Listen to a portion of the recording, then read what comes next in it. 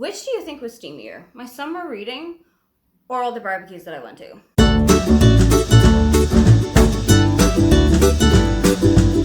Hi, welcome, come on in. My name is Aoife and today I am going to wrap up all of the books that I put onto my summer TBR.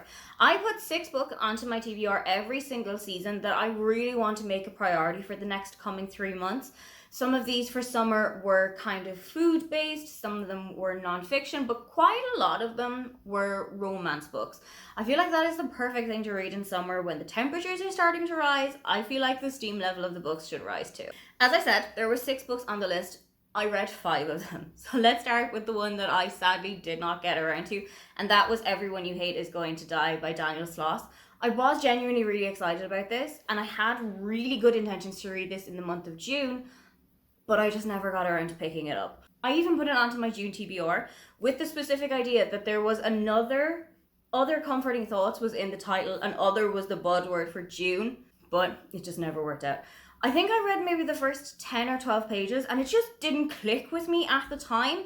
I think maybe I just needed to be in a different headspace. I needed to be in a different space of my life. So I am going to go back to it. It is going to stay on my TBR. I'm not going to throw it out, but I think it just wasn't the right time.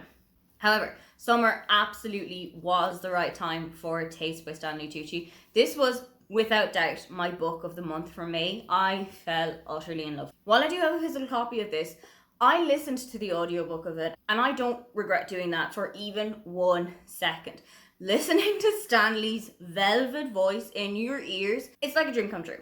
He also narrates the book in such an engaging and in such an inspiring way. I love listening to a celebrity memoir when they are narrated by the author themselves. You feel like they are genuinely telling you their life story. And that is what the majority of this book is about. This is Stanley's memoir about growing up in New York as the child of an Italian immigrant family, about his entry into the world of acting, about some movies that he had done that had a lot to do with food.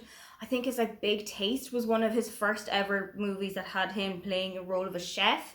He was also in Julie and Julia, where he played the husband of Julia Childs, one of the biggest chefs in the world. But it also has quite a lot of his own stories to do with food, such as when he and Meryl Streep were in a French restaurant and had a pretty horrific dining experience. And also it tells how he met his first wife, her cancer diagnosis, the things that they were going through as a family, how he met his second wife, a description of their wedding, which made me heave with jealousy that I wasn't at it because the food there sounded phenomenal. Towards the end of the book, Stanley also talks about his diagnosis with throat and mouth cancer, which impacted what he was able to eat, how much and how often he was able to eat, and you can tell just how much of a spin that put on his life. For somebody for whom food is so important, it genuinely was like a whole door closing. Thankfully, Stanley is in remission right now. Everything seems to be going pretty well for him, but reading that topic is pretty heartbreaking at times. A reason that I'm definitely going to keep the physical copy of this is that the book is absolutely dotted with recipes that I am 100% going to be trying out. Some of them are a little bit more savory, some of them are a little bit more sweet, some of them are cocktail recipes, but I cannot wait to just take this book off my shelves one day, flick through a random recipe and start making it. Anyone who is a fan of Stanley Tucci as an actor, anyone who's a fan of him as a producer, a director, as a person, definitely go and pick this one up. Next up is actually the book on this list that I finished the most recently, and that is Business or Pleasure by Rachel Lynn Solomon. This book and I went through a journey together. I got a copy of this from NetGalley, and I had actually mentioned that in my summer TBR video that I had a NetGalley copy and I was really excited to read it. Then I opened the NetGalley and it was completely corrupted. I could not read it on my Kindle, and I don't enjoy reading books on the NetGalley app on my phone, so I felt like this was going to be one that I just wasn't going to get around to until my birthday arrived.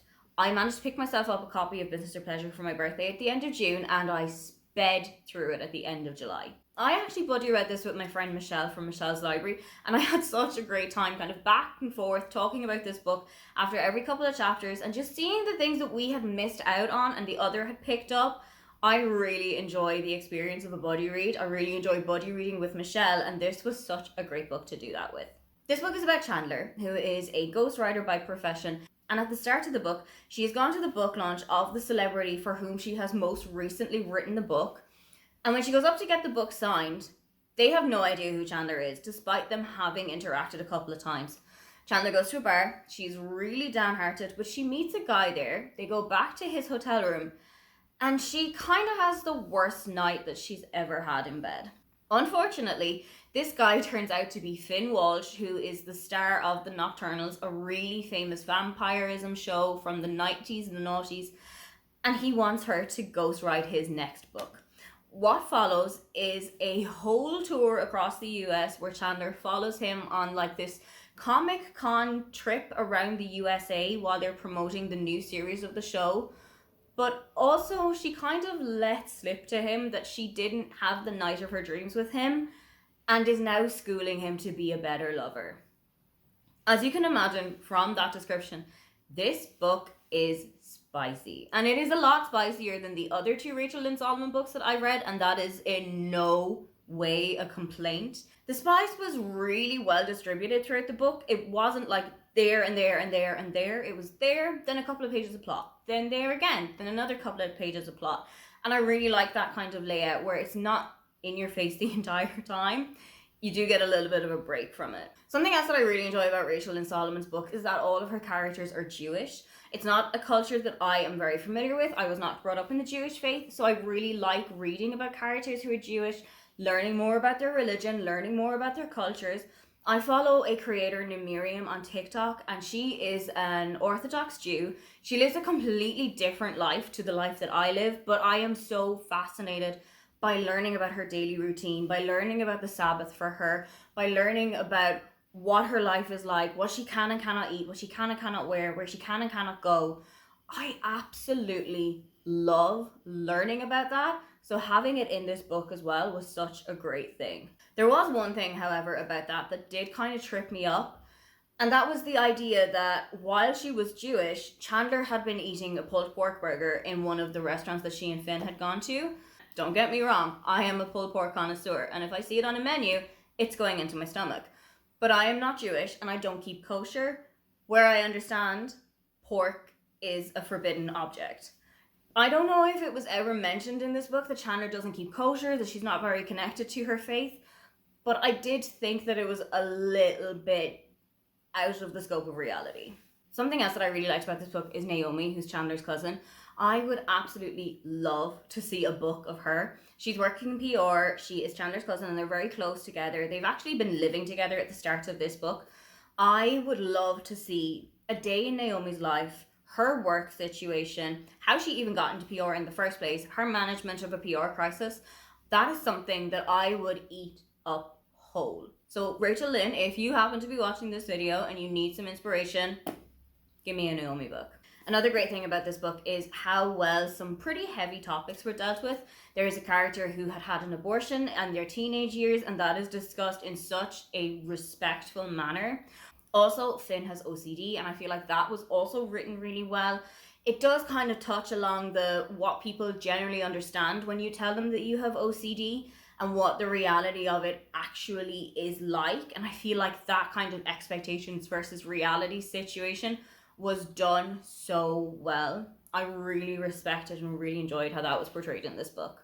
I did, however, not really agree with the third act breakup in this book. I felt like the reason for it was a little bit bananas. I feel like it didn't make sense, and it wasn't something that I would have ever seen the characters arguing about. They did get back together, of course, because that's how a romance book will tend to end up, but I really disagreed with how the third act breakup went here.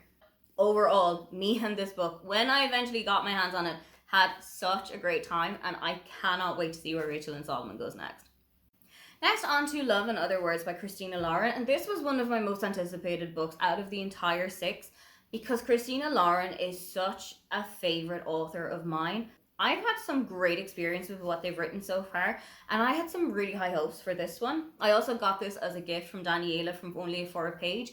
I got it for my birthday last year, but I put it onto my shelf for this year. This book follows Macy and Elliot, who knew each other when they were 15, 16. Macy, whose mother had passed away, her father and her moved into a weekend house, summer house in the suburbs of San Francisco, and Elliot's family happened to be living next door. Elliot and Macy bonded together over a love of books, over a love of reading, and kind of the introvert lifestyle.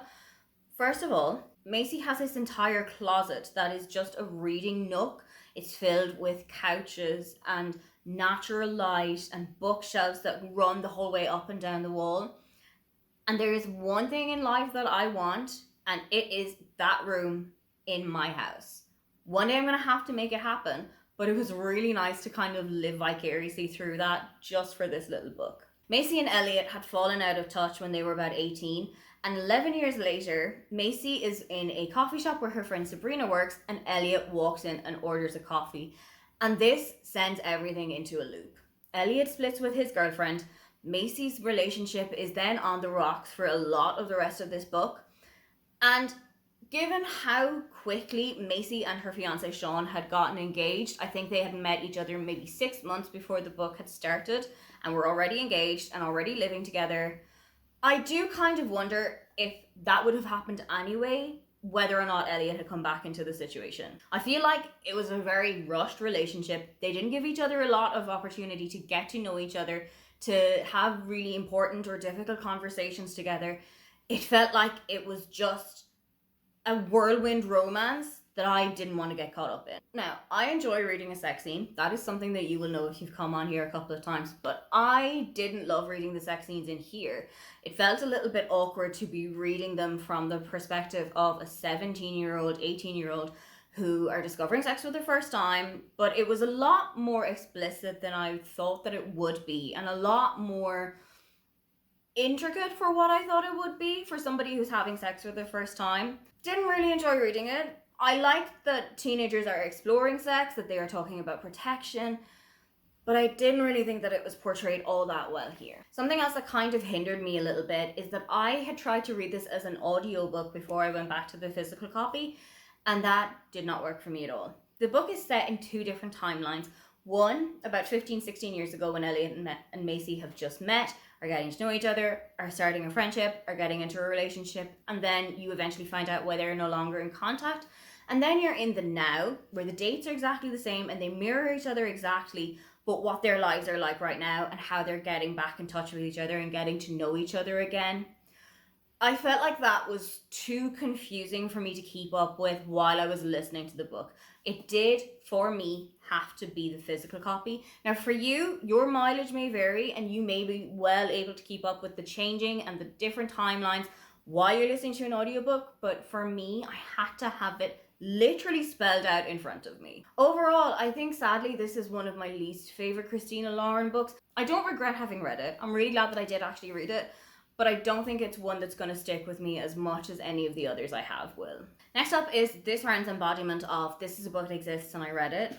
This is Things We Never Got Over by Lucy Score, and honest to God, this book could be so much smaller. I think you could have easily cut off 200 to 250 pages of this book and it would have been a much more entertaining read for me.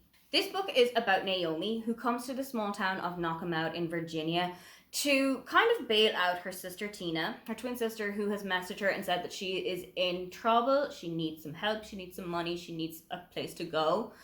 Tina makes off with her car and all of her money and her phone and everything else, but Naomi has also been escaping her own demons because she turns up to Knockamout in a wedding dress.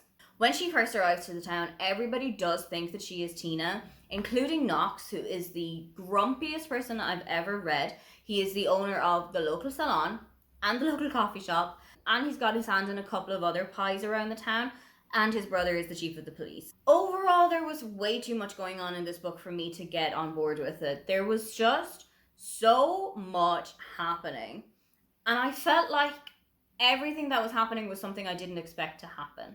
It got to about 50% of the book where it turned into a bit of a hate read. And I never really want to hate read books, but it was kind of like a car crash. I could not stop reading it. I couldn't put the book down, but I wasn't enjoying reading it. I wasn't having a good time, and it's definitely not a series that I think I'm going to continue. One of the main things that I didn't like about this book was actually Knox. I found him so irritatingly grumpy. There was nothing about him that I enjoyed. I found that there was no reason that I wanted him and Naomi to get together by the end of this book. His reasons for recognizing Tina as Naomi or Naomi as Tina towards the end of the book got so far-fetched that I almost looked at my brain. My eyes rolled back so hard in my head. I probably should have listened to Lily from Literally Lily. She gave this book 4 stars, but over the course of her reading experience, she did tell me a couple of things about this that I did raise an eyebrow at. Maybe I should have listened to her. Let's finish on something a little bit more upbeat. I loved Romantic Comedy by Curtis Sittenfeld. This was also a really anticipated book for me. I'd seen a couple of friends of mine really loved this one, and I am so glad I had a similar experience to this. But it does come with a caveat that this is a pretty big COVID book. There is quite a lot of the latter half of this book around the time of COVID, right when the height of the pandemic was happening. So that might be a little bit of a triggering read for some people. I will say it was a little bit of a triggering read for me too. This book follows Sally, who is a comedy writer on the sketch show The Night Owls, which is a pretty carbon copy of Saturday Night Live. It even has the same running time, has the same schedule. Everything about it is exactly the same. So if you're a fan of Saturday Night Live or any kind of sketch shows like that, this is definitely going to be up your street. Sally is involved with writing the sketches where the host and the musical guest are going to be performing in after the host has introduced the show and before the musical guest is going to take the stage. This week, the host and the musical guest are the same person, Noah. Noah had a hit single when Sally was about 18, and his career is starting to plateau, but he's bringing it back a little bit now. And this is one of his big media moments to swing the pendulum a little bit more in his favor. Over the course of the week, Sally and Noah really hit it off. The chemistry between the two of them genuinely is on fire. But at the wrap party, Sally and Noah have a pretty heated discussion, and things come to a very abrupt end.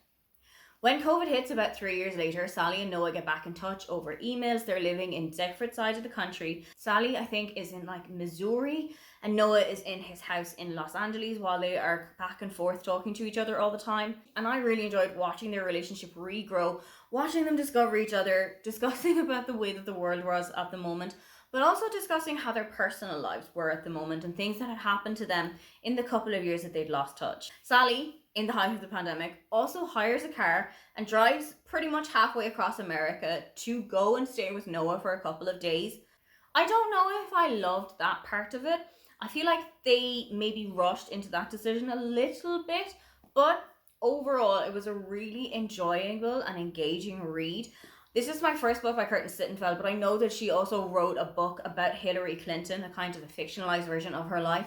And I'm really interested to read that one now, especially now that I know what her writing style is like, now that I know how her chapters flow. I'm so intrigued to see how that difference is going to be. That is everything that I put on my TBR for this summer, and most of them I actually managed to get read. Have you read any of those as well, or are any of those on your TBR, or have I actually put them on your radar now? If you'd love to leave me a comment but you can't think of anything you'd like to say, then just leave me a summer themed emoji. Don't forget to like and subscribe because I have new videos up every week. Now, get on out of here.